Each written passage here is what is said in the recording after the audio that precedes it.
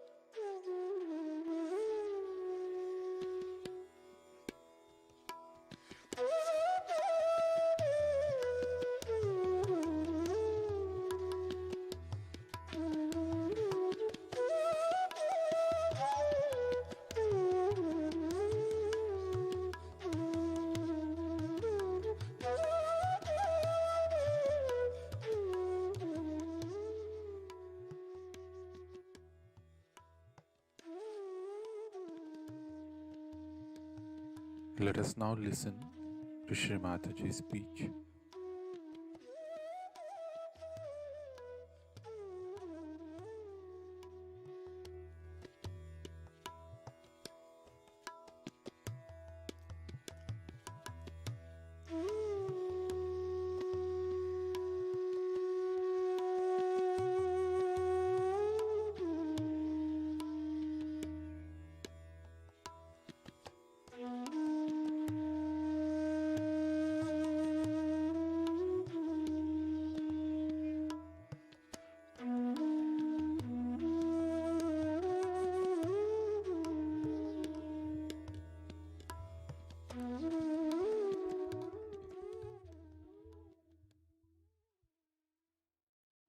Today we have assembled here to do Sri Buddha Puja.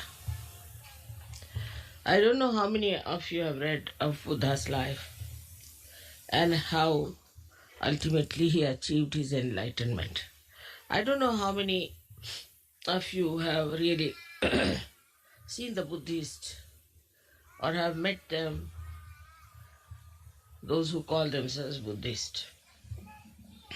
As in every religion, all of them got lost into some sort of a fundamentalism because none of them got realization. And that's why everybody established their own style of religion. Even you can say that Tao of Lao Tse also, or Zen of Iditama, all of them are offshoots of the same.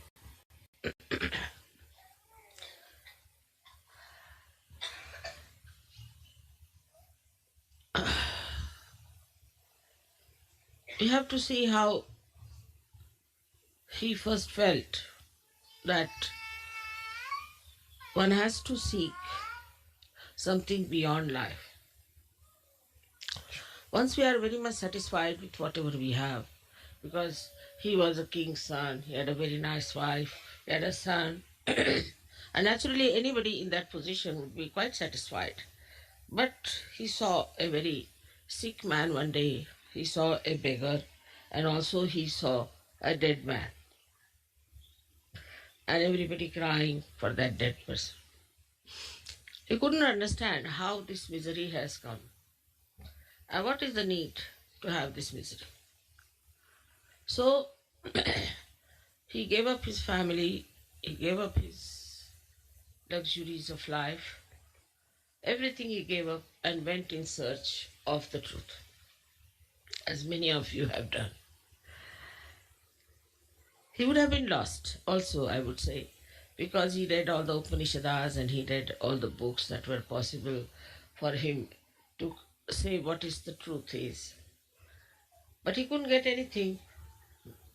He took a complete sannyasa in the sense, as far as the food is concerned, as far as entertainment is concerned, everything he gave up. And ultimately he was lying under a banyan tree, and suddenly the Adishakti gave him realization, because he was so true and was one of the one marked for a special place in the Virata. He had to achieve that. Of course, I need not tell you about his previous lives. Perhaps in so many of my lectures I have already talked about it. What was his previous life and how he achieved his own enlightenment about himself. But what we have to see from his life is that he discovered and he found out that want is the reason, the desire is the reason of all the miseries. But he didn't know what was the real want, what was the pure want, what was the pure desire.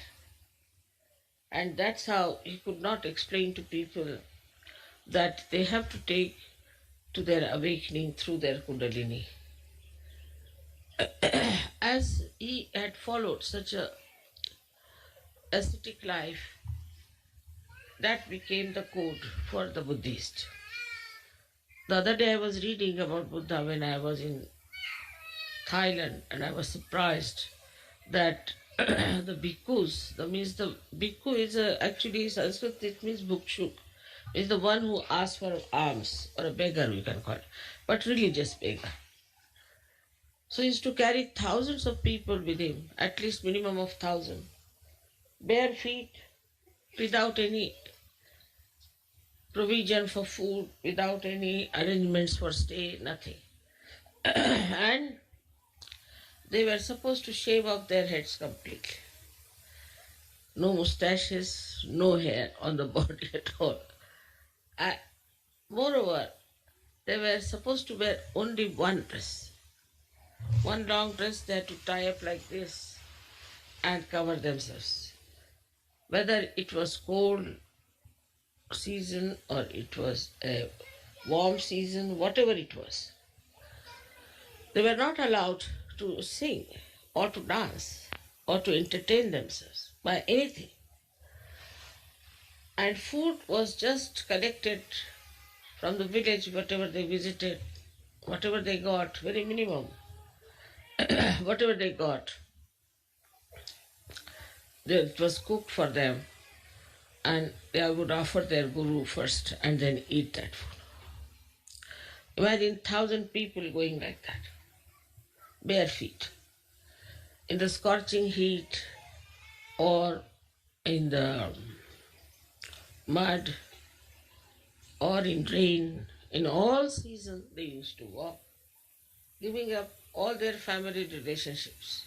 Even if the husband and wife, both of them joined the Sangha, then they were not supposed to live like husband and wife.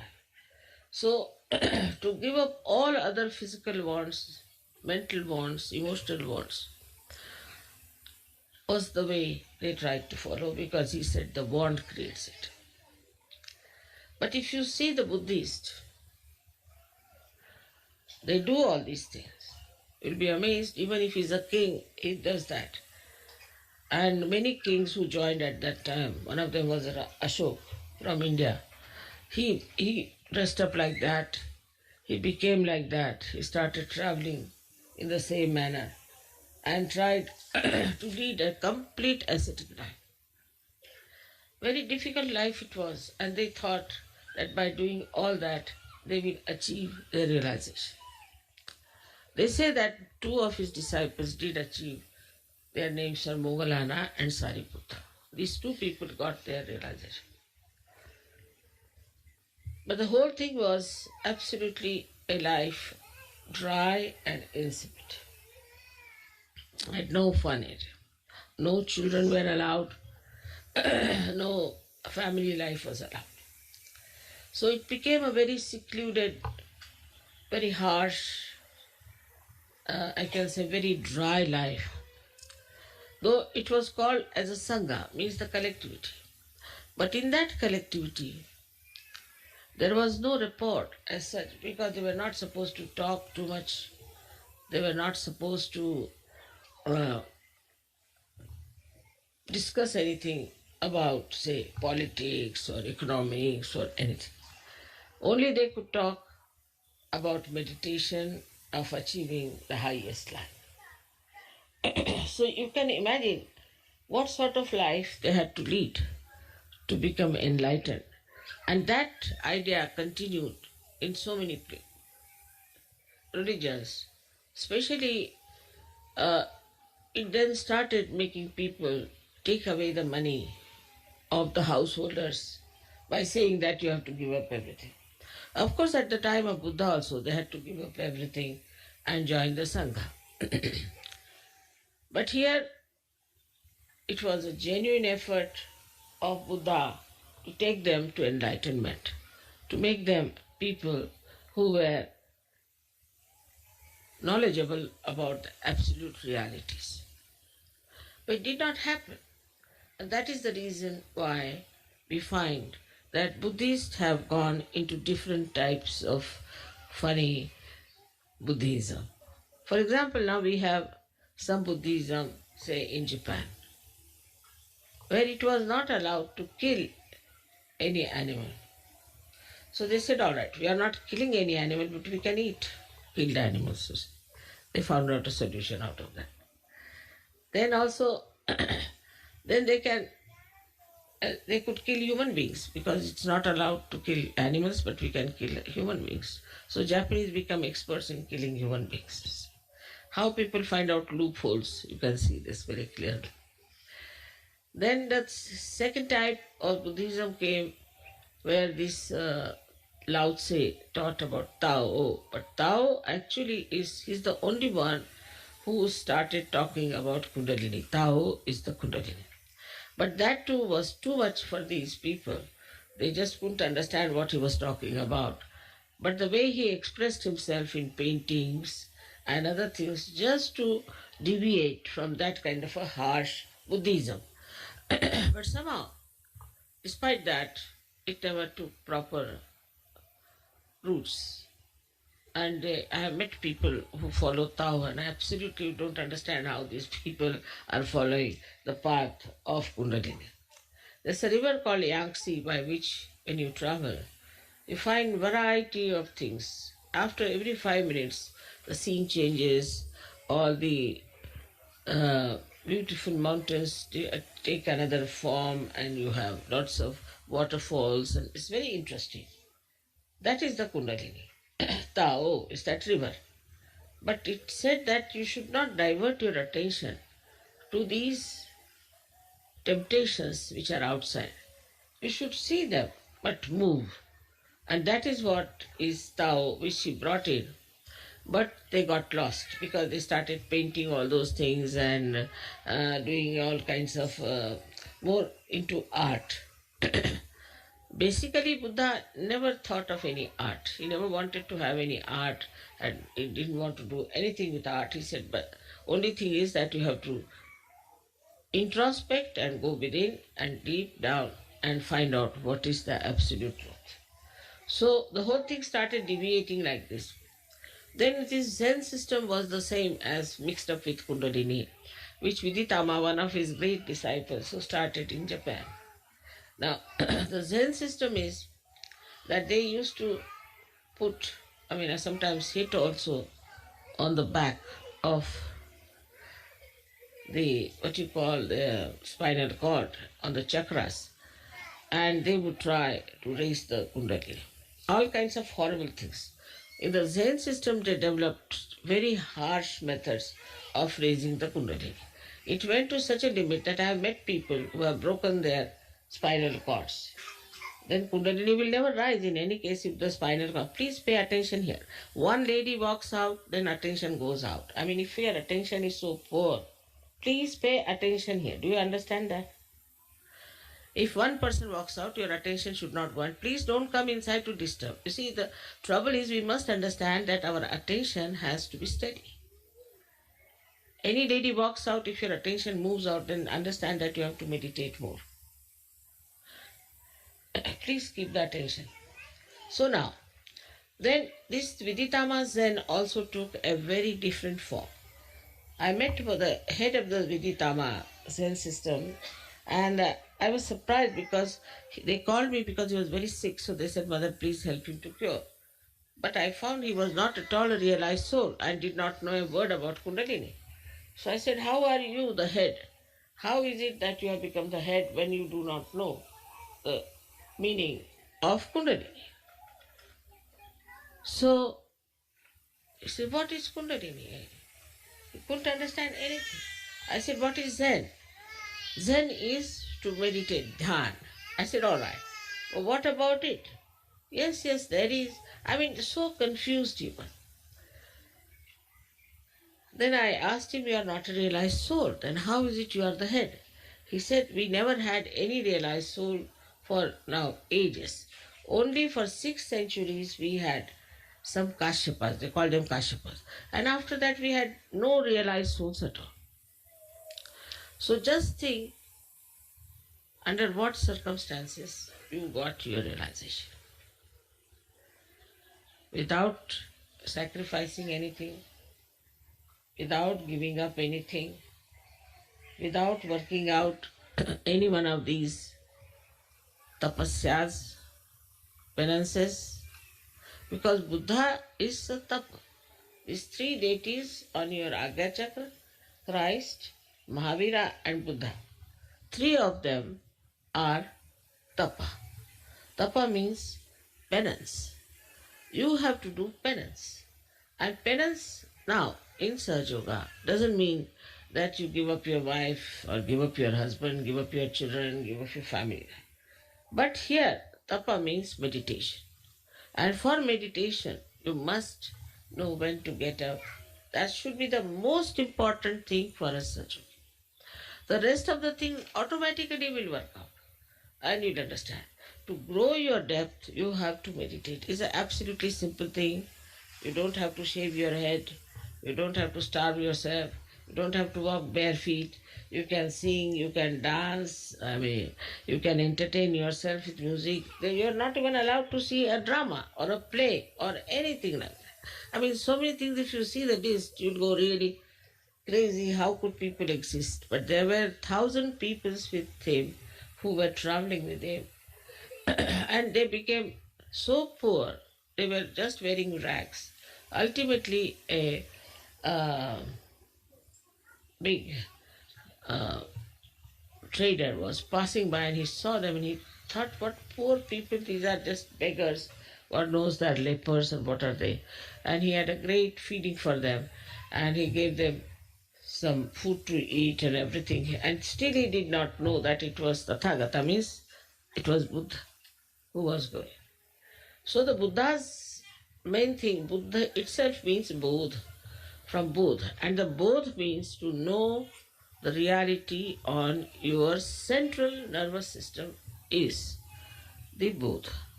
You all have become now Buddhas without giving up anything, because whatever he gave up was all nonsense. It was a myth. If it was a myth, what's the use of giving up the myth? What does it matter if you listen to music? What does it matter if you dance? It doesn't matter at all. But these ideas went so deep into these people that you really feel such pity and such compassion. That look at them, where are they getting lost?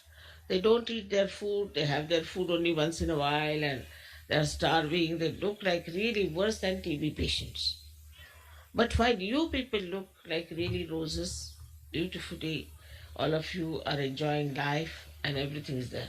But still, one has to know that we have to have that principle of Buddha within ourselves. And what is that principle of Buddha? Is that we have to do tapa. Tapa doesn't mean I don't say you starve yourself. But also, if you have too much interest in food, it's better to take too little fasting. I never said that you should not enjoy music. Never, no question. You should. But then you should enjoy music which is for your emancipation, for your awakening, for your ascent. I don't say don't do, because yourself now you are a Buddha. Buddha was not to be told anything. He told everyone, but he was not to be told. In the same way, I don't have to tell you. It is only you have to understand. But sometimes we are really bound by so many conditionings that I find very difficult for people to understand what is the spirit. Spirit is boundless. It is a free expression of God's love. So when it comes to the free expression of God's love, the compassion, the love, then one has to understand, do we do that or not? Even now there are many conditionings which are still working in us. For example, some of you are like this, that I belong to this nationality, to that nationality, I am this, I am that. We are very proud of that. We cannot mix up with other people. We are too high for the other people, or something like that. You are now become a universal being. So how can you have these stupid limitations which are mythical again? So one must see, introspect and find out if we are having, what's the matter with her? Take her away. Also with your children you must see, very important how they behave.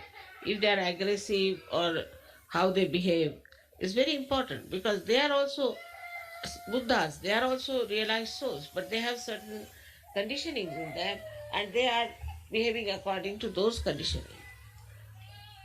Now, as it is, we can see there is light within us. What happens? That we start seeing what's wrong with us and we just drop it out. But even when you see that, if you cannot drop it out, then must know that you need more of power. Then you must learn how to raise your Kundalini, how to be connected with the divine power all the time, so that you are in thoughtless awareness and that you grow within yourself in a depth. I find the conditioning that is very much lurking still is my and mine in Sri Lanka jokes. Like before this, what I had heard about, say, English or all Western people, because I'm talking to the Western people here, that they didn't care for their family, their wives, their children. Every third day they were divorcing, or fourth day they are running off with some other husbands or something like that. Now I find they stick like glue. Wife becomes very important, husband becomes very important, my house becomes very important, my children become very important. And first they were not interested in children, now they are sticking on to children like as if with some glue. It's impossible for them to tell that, see, children belong to the Sangha, to the collective.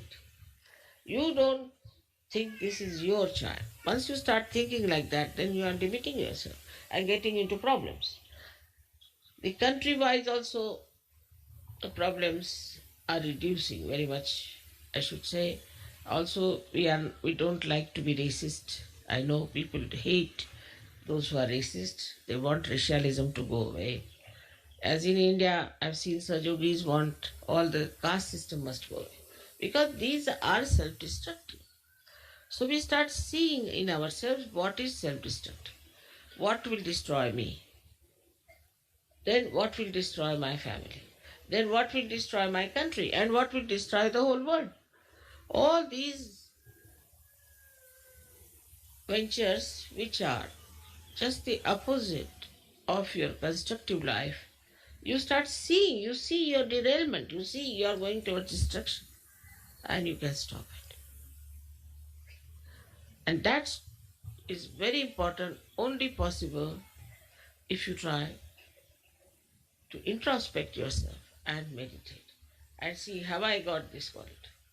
Some of them are very proud of their certain temperaments. Like, I'm like this, what to do, mother, I'm like this. No more. Now all your beautiful qualities have been awakened by your Kundalini. Shows that nothing was dead, nothing was finished. They were all there intact. And when the Kundalini started rising, she just awakened all those beautiful qualities. Apart from that, in the Guru Puja, I'll tell you what all has happened. Of course, you must have seen in Sastar Puja, I told you about yourself, that what you have achieved, you have no idea as to what powers you have got. But in Guru Puja, I'll definitely tell you what is the thing that is Sahaja Yoga. It's one of the most precious thing that a human being should have known long time back. It is not only talking about God. It is not only saying there's divinity within you, but the effectiveness of that. So you don't need any science. You have any problem, all right, give a bandhan, finished. So simple. If you want anything, just give a bandhan, it's finished. You want to give realization, you raise that. That's Kundalini is raised. Everything that you can do with science, you can do with Sahaja. We are also computers. Sometimes I say something, say, Mother, how do you know? So I am a computer, no doubt. But you all are computers. Only thing you have to develop your depth. Now you are on the right lines. So we don't need this science which can destroy all of us. Everything can be done through Sahaja. And this is what I'll explain to you in Guru Puja, how you become so capable. So please have self-esteem. You must have self-esteem and understand that you are a Sahaja. First and foremost, you are a Sahaja. And as Sahaja, you have to achieve that state where you become absolutely capable of doing whatever science can do, whatever anybody could do. This is the real Siddhi, means you become an embodiment of all the powers. There's some people who come and tell me, Mother, we can't open our heart. I mean, I don't see you have an open heart surgery. But to open my heart means just see what's wrong with you. Can't you feel compassion? But I've seen people having an open heart for a dog or for a cat, but they don't have open heart for their children sometimes. Now, how can you not have an open heart in Sahaja Yoga? That's the first place where the spirit exists, and it emits its light. And when it emits its light, that's the first place where you see the life of a person who is full of love. So how can it be there is this problem that I can't open my heart? This must be coming because you have only ego but no self-esteem. So Buddha is the one who is the killer of ego. He is the killer of ego. He is, as you have seen it, he is moving on your Pingala Nadi and comes and then settles down on this side, the left side. He is the one who is the controller of our ego, and how he has tried to compensate this right side. First of all, you must have seen the laughing Buddha. He's very fat, and a person whose right side is very thin. He's never laughing, never smiles even. Even if you tickle, he may not. So, they have shown Buddha as a person. He'll have many children sitting on his stomach all over his body and everywhere, and he'll be laughing. So, just see how they have shown the compensation of Buddha, the one who is the controller of our right side. So, how he controls our right side, just laughs out of it. He makes fun of himself, he makes fun of everything. Anything they see, for example, now, as he said, don't see any drama. All right. I say you see every drama. But in that you see with your enlightened consciousness, you can see the stupidity of it and enjoy the stupidity. For example, this Elizabeth lady was married 8 times or something, 9th. I don't know how many times she was married. I've lost count. So these stupid people went there, 3,000-4,000. Imagine, more than you people. Were standing around, and there were helicopters who were sending parachutes down, and everybody was so much enamored, and the parachuters were falling on the trees, sometimes falling on the people. And it was all in the newspaper, a big news for these Americans, you see. So you should see the stupidity of that. If you could see the stupidity, then it's all right. But if you become one of those spectators and think that, oh, what a thing is the... what a luck that I've been able to see this lady, such an inauspicious person, going for her honeymoon. Then, you see, anything you see. Now say, I went to Rio and they showed me the way they are having carnival. My God, I felt like vomiting. It's so repulsive. So, how you react to things depends on your attention. Buddha Chitta means the one which is enlightened attention. How you react. Of course, if it is something divine, then you have a rapt attention. Absolutely. You won't put your attention here. To you, it does not matter whatever may happen in the whole world. A complete attention on that.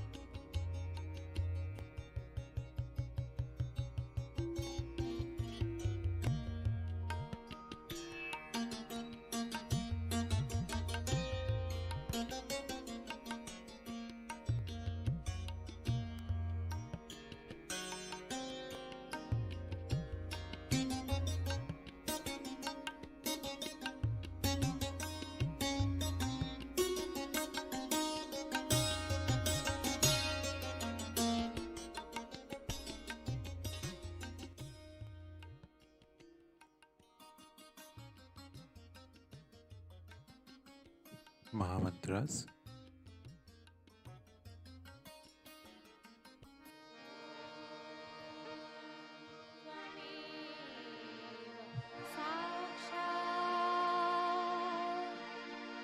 Shri Mahalakshmi Mahasaraswati Mahakali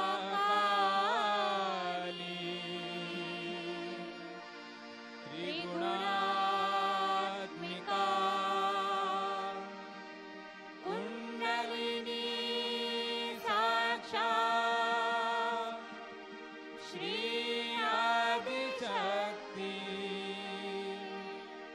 माताजी श्री निर्मला देवे नमो नमः। ॐ त्वमेव साक्षात् श्री कल्की साक्षात् श्री आदिशक्ति माताजी श्री निर्मला देवे नमो नमः। ॐ त्वमेव साक्षात् श्री कल्की साक्षात् श्री सहस्रार स्वामिनी मोक्षप्रदायिनी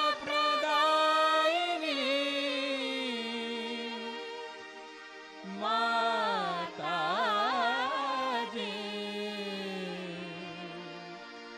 श्री निर्मला देवे नमो नमः। श्री निर्मला देवे नमो नमः। श्री निर्मला देवे नमो नमः।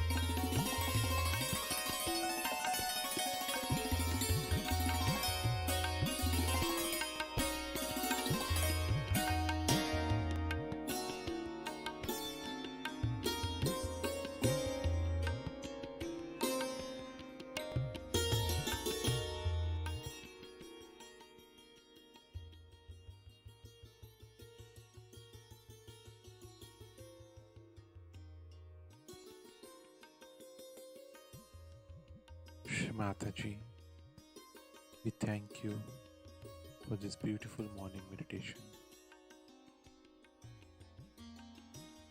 Let us all bow down to Shri Mataji, raise our Mother Kundalini and put Bandhan.